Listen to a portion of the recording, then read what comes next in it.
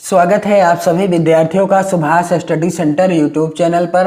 और आज का यह वीडियो कक्षा 10 के छात्रों के लिए काफ़ी ज़्यादा महत्वपूर्ण है, क्योंकि इस वीडियो के द्वारा हम आपके साथ साझा करेंगे गोस्वामी तुलसीदास जी के द्वारा रचित शीर्षक धनुष भंग का महत्वपूर्ण पद्यांश का संदर्भ, व्याख्या और काव्यगत सौंदर्य। और यदि आपने इस पाठ से धनुष भंग का जो पहला पद्यांश है और जो दूसरा पद्यांश है यहाँ पर आप देख सकते हैं, और जो तीसरा पद्यांश है, इन पद्यांशों का संदर्भ, व्याख्या और काव्यगत सौंदर्य से रिलेटेड वीडियो यदि आपने ना देखा हो तो आप चैनल की प्लेलिस्ट में चेक कर सकते हैं, अथवा वीडियो के डिस्क्रिप्शन बॉक्स में लिंक दी गई है, आप चेक कर सकते हैं और अपने नोट्स बना सकते हैं। तो आज का जो पद्यांश है अर्थात चौथे नंबर का पद्यांश है और वह इस प्रकार से है। देखि देखि रघुबीर तने सुर मनाव धर धीर, भरे बिलोचन प्रेम जल पुलकावली शरीर। और यहाँ पर चौपाइयाँ भी दी हुई हैं। नीके निरख नयन भरी शोभा, पितु पनु सुमिरि बहुरी मनु क्षोभा। इसका हम आपको संदर्भ, व्याख्या और काव्यगत सौंदर्य लिखने का तरीका बताएंगे, क्योंकि यहाँ से जो प्रश्न बनता है आपकी बोर्ड परीक्षा में वह 6 नंबर का बनता है। प्रश्न यहाँ पर आप देख सकते हैं। प्रश्न संख्या 4 के अंतर्गत पूछा गया है, निम्नांकित पद्यांशों में से किसी एक की संदर्भ सहित व्याख्या कीजिए तथा काव्य सौंदर्य भी लिखिए। और यहाँ पर 2 पद्यांश दिए गए हैं, आपको किसी एक का संदर्भ लिखना है, उसकी व्याख्या करनी है और काव्यगत सौंदर्य भी लिखना है। तो यहाँ पर जब आप किसी एक का संदर्भ लिखेंगे, उसकी व्याख्या करेंगे और काव्यगत सौंदर्य लिखेंगे, तब आपको कुल 6 नंबर मिलते हैं।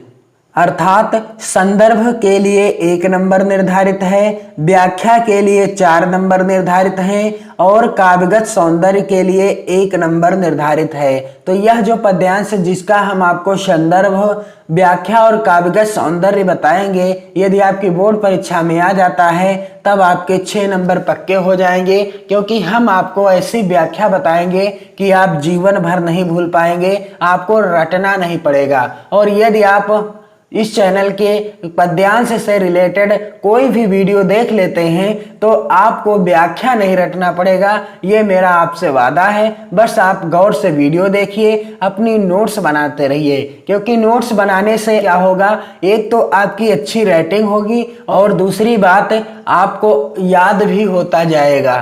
इसलिए आप नोट्स बनाते रहें। तो चलिए इसका आप संदर्भ कैसे लिखेंगे।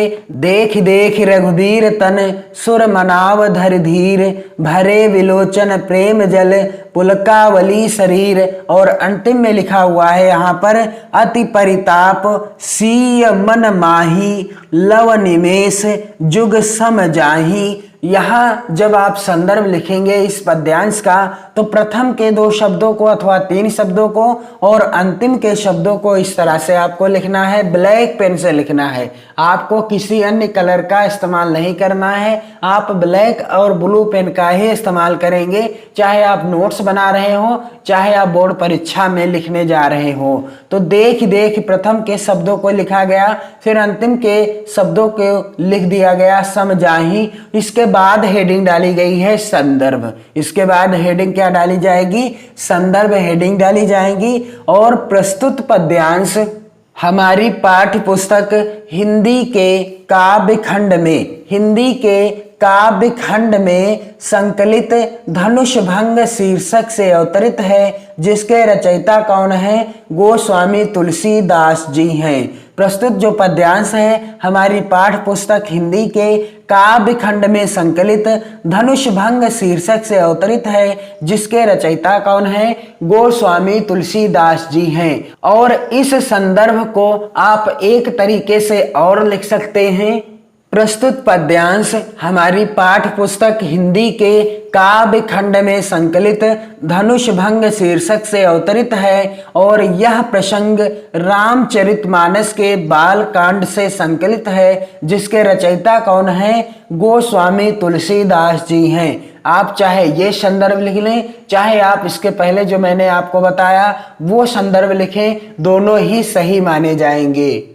तो इस पद्यांश की व्याख्या क्या हो जाएगी, अर्थात ये जो दोहा है और ये जो चौपाइयां हैं, इनकी सरल व्याख्या हम आपको पहले बताएंगे, फिर आपको बताएंगे कि आप व्याख्या और काव्यगत सौंदर्य कैसे लिखें। देखी देखी रघुबीर तन सुर मनाव धरि धीर, भरे विलोचन प्रेम जले पुलकावली शरीर।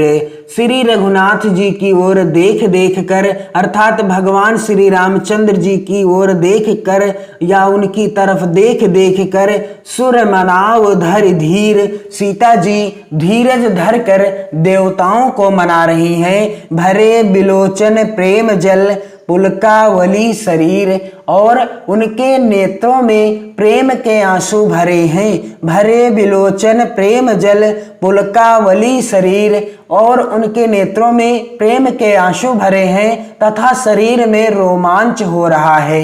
देख देख रघुवीर तन सुर मनाव धर धीर, भरे बिलोचन प्रेम जल पुलकावली शरीर। कहने का अर्थ है कि श्री रामचंद्र जी को शरीर को देख देख कर सीता जी सुर अर्थात देवताओं को मना रही हैं धीरज धर करके, और उनके नेत्रों में प्रेम जल अर्थात आंसू भरे हुए हैं और उनका शरीर जो है रोमांच कर रहा है। नीके निरखी नयन भरी शोभा, पितुपनि सुमेरी बहुरी मनु छोभा। नीके निरख नयन भरी शोभा, अच्छी तरह से नेत्र भर करके श्री रामचंद्र जी की शोभा देख कर फिर पिता पितु पनु सुमिर, पिताजी का जो प्रण था कि जो इस धनुष को तोड़ेगा उसी के साथ सीता जी का स्वयंवर होगा, अर्थात उसी के साथ सीता जी का विवाह होगा। तो पितु पनु सुमिरी बहुरी मनु क्षोभा, तो पिताजी का जो प्रण था उसे याद करके, सुमिर अर्थात स्मरण करके उनका मन, सीता जी का मन क्षुब्ध हो उठा। आह तात दारुनी हठ ठानी, समुझत नहीं कछु लाभ न हानि। सीता जी मन ही मन कहने लगी आह तात दारुनी हठ ठानी, कि पिताजी ने बहुत ही कठिन प्रतिज्ञा ली है या बहुत ही कठिन हठ ठाना है कि इस धनुष को जो तोड़ेगा उसी के साथ सीता जी का विवाह करूंगा मैं, और समुझत नहीं कछु लाभ न हानि, और वह लाभ हानि कुछ भी नहीं समझ रहे हैं, अर्थात उन्हें समझ में नहीं आ रहा है कि इस समय उनका लाभ हो रहा है अथवा हानि हो रही है। आह तात दारुनि हठ ठानी, समुझत नहीं कछु लाभ न हानि। सचिव सभय सीख देह न कोई, सचिव सभय सिख देह न कोई। जो मंत्री लोग हैं वो सभी महाराज से डरे हुए हैं, इसलिए उन्हें कोई सीख नहीं देता।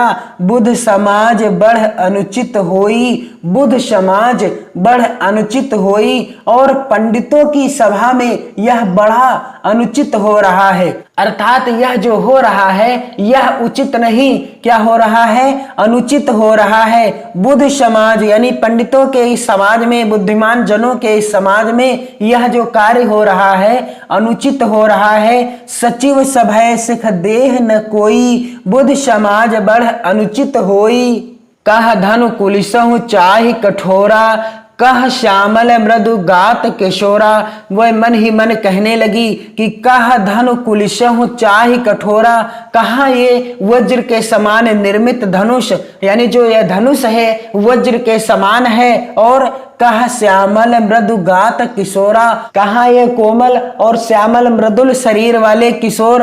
विधि के ही भांति धरो उर धीरा, सिरस समुन कन वेधी हीरा। वो मन में क्या कहने लगी, हे विधाता, मैं हृदय में किस तरह से धीरज धरूं, विधि के ही भांति धरोउर धीरा, सिरस समुन कन वेधी हीरा।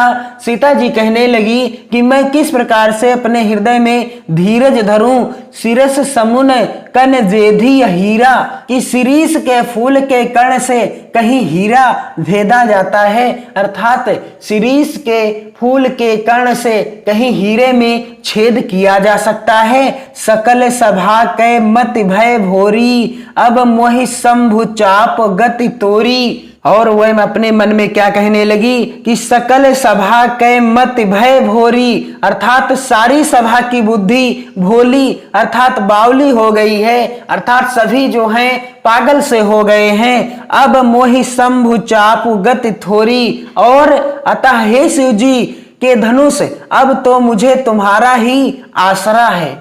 क्या कहने लगी मन ही मन सीता जी कि सकल सभा के मत भय भोरी, सारी सभा की मत यानी बुद्धि बावली हो गई है। अब मोहि शंभु चाप गति थोरी, इसलिए हे शिव जी के धनुष, अब मुझे आपका ही सहारा है। निज जड़ता लोगन पर डारी, निज जड़ता लोगन पर डारी, अतः हे शिव जी के धनुष अपनी कठोरता को लोगों पर डालकर और होई हरऊ रघुपति है निहारी, अपनी कठोरता लोगों पर डालकर और क्या हो जाओ कि श्री रामचंद्र जी की ओर देखकर आप हल्के हो जाओ। अति परिताप सीय मन माही, लव निमेष जुग सम जाही, कि इस प्रकार से सीता जी के मन में बड़ा ही संताप हो रहा है, अर्थात बड़ा ही दुख हो रहा है। लव निमेष जुग सम जाही, उनका लव निमेष भी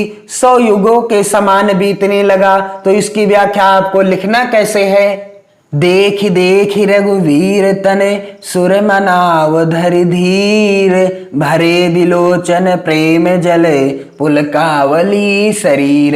तो आपको इस तरह से ब्लैक पेन से हेडिंग डालना है व्याख्या, और क्या हो जाएगी व्याख्या कि श्री रघुनाथ जी की ओर देख देख कर सीता जी धीरज धरकर देवताओं को मना रही हैं, और उनके नेत्रों में प्रेम के आंसू भरे हैं और शरीर में रोमांच हो रहा है। देख देख रघुवीर तन सुर मनाव धरि धीर, भरे बिलोचन प्रेम जल पुलकावली शरीर, और नीके निरखि नयन भरी शोभा, पितुपनु सुमिरी बहुरी मनु क्षोभा। क्या हुआ कि सीता जी के नेत्रों में अच्छी तरह से आंसू आ गए, अर्थात उन्होंने अच्छी तरह से नेत्र भरकर श्री राम जी की शोभा को देखकर उनका मन क्षुब्ध हो गया। आह तात दारुनि हठ थानी, समुझत नहीं कछु लाभु न हानि। इसकी व्याख्या क्या हो जाएगी कि वह मन ही मन कहने लगी कि अहो पिताजी ने बड़ा ही कठिन हठ ठाना है, पिताजी ने बड़ा ही कठिन हठ ठाना है, वह लाभ हानि कुछ भी नहीं समझ रहे हैं, वह लाभ हानि कुछ भी नहीं समझ रहे हैं। आह तात दारुनि हठ ठानी, समुझत नहीं कछु लाभ न हानि, सचिव सभय सिख देह न कोई, बुद्ध समाज बढ़ अनुचित होई। मंत्री जितने हैं वो सभी महाराज से अर्थात पिताजी से डर रहे हैं, इसलिए उन्हें कोई सीख भी नहीं देता, और पंडितों की सभा में यह बड़ा अनुचित हो रहा है, और पंडितों की सभा में यह जो हो रहा है बड़ा अनुचित हो रहा है। सचिव सभय सिख दे न कोई, बुद्ध समाज बढ़ अनुचित होई, कह धनु कुलिशहु चाहि कठोरा, और कह श्यामल मृदुगात किशोरा। वो मन ही मन क्या कहने लगी कि कहाँ ये जो धनुष है वज्र के समान अति कठोर है, और कहाँ ये श्यामल मृदुल शरीर वाले किशोर, कहाँ ये जो धनुष है यह किसके समान है, वज्र के समान बहुत कठोर है, और ये जो राजकुमार हैं ये श्यामल मृदुल शरीर वाले हैं, भला इनसे यह धनुष कैसे उठेगा और कैसे टूटेगा। विधि के ही भांति धरोउर धीरा, सिरस समुन कन वेधी हीरा। क्या कहने लगी सीता जी कि हे विधाता, मैं हृदय में किस तरह धीरज धरूं। हे विधाता, मैं हृदय में किस तरह से धीरज धरूं। भला शिरीष के फूल के कर्ण से कहीं हीरा छेदा जाता है। भला शिरीष के फूल के कर्ण से कहीं हीरा छेदा जाता है। विधि के ही भांति धरोउर धीरा, सिरस समुन कन वेधी हीरा। सकल सभा कै मत भय भोरी, अब मोहि शंभु चाप गति तोरी। सकल सभा की मत भय भोरी, वह कहने लगी मन ही मन कि सारी सभा की बुद्धि भोली अर्थात बावली हो गई है। अतः हे शिव जी के धनुष, अब तो मुझे तुम्हारा ही आसरा है। सकल सभा की मत भय भोरी, अब मोहि शंभु चाप गति तोरी। निज जड़ता लोगन पर डारी, होई हरो रघुपति है निहारी। तो क्या हो जाएगी व्याख्या कि अपनी कठोरता को लोगों पर डालकर तथा श्री राम की ओर देखकर आप हल्के हो जाओ। निज जड़ता लोगन पर डारी, होई हरो रघुपति है निहारी। अति परितापशीय मन माही, लव निमेष जुग सम जाही। और इस प्रकार सीता जी के मन में बड़ा ही संताप हो रहा है अर्थात बड़ा ही दुख हो रहा है और उनका लव निमेष भी 100 युगों के समान बीतने लगा। तो इस पद्यांश का काव्यगत सौंदर्य कैसे लिखा जाएगा, इस तरह से आपको ब्लैक पेन से हेडिंग डालना है काव्यगत सौंदर्य। और पहला बिंदु है सभी की स्थिति एवं सीता की मनोदशा का सम्यक एवं सटीक चित्रण किया गया है। सभी की स्थिति और सीता जी की मनोदशा का वर्णन बहुत ही सटीक ढंग से किया गया है गोस्वामी तुलसीदास जी के द्वारा। भाषा क्या है, दिए गए पद्यांश की भाषा है अवधी भाषा। और यहाँ पर रस कौन सा है, श्रृंगार रस है। और यहाँ पर छंद कौन सा है, यानी दिया गया जो पद्यांश है यह किस छंद में रचित है। तो यहाँ पर आप देख सकते हैं यह जो है दोहा छंद और चौपाई छंद में रचित है। इसलिए छंद कौन सा हो जाएगा, चौपाई तथा दोहा, या दोहा तथा चौपाई भी लिख सकते हैं आप। और अलंकार कौन सा है, यहाँ पर अलंकार है अनुप्रास अलंकार। और अगला है अलंकार कौन सा, उपमा अलंकार। क्योंकि यहाँ पर सीता जी ने धनुष की उपमा वज्र के समान की है अर्थात धनुष को वज्र के समान बताया है। तो कुछ इस तरीके से आप दिए गए पद्यांश का आसानी से संदर्भ लिख सकते हैं। चाहे आप इस तरीके से संदर्भ लिखें अथवा जो मैंने बताया है इस वीडियो में उस तरीके से संदर्भ भी लिखा जा सकता है। और व्याख्या और काव्यगत सौंदर्य भी आसानी से आप लिख सकते हैं। आप चैनल के साथ जुड़े रहें, हम आपको इसी तरह से प्रत्येक चैप्टर के, चाहे वो गद्य खंड हो, पद्य खंड हो, व्याकरण खंड हो, सभी से रिलेटेड वीडियो उपलब्ध कराते रहेंगे जो आपकी बोर्ड परीक्षा 2022 के लिए भी महत्वपूर्ण होंगे। आप नोट्स बनाते रहें और चैनल के साथ जुड़े रहें। इस वीडियो को आप अपने मित्रों में भी शेयर करते रहें। पढ़ते रहें, मस्त रहें, खुश रहें, खुशियां बांटते रहें। जय हिंद।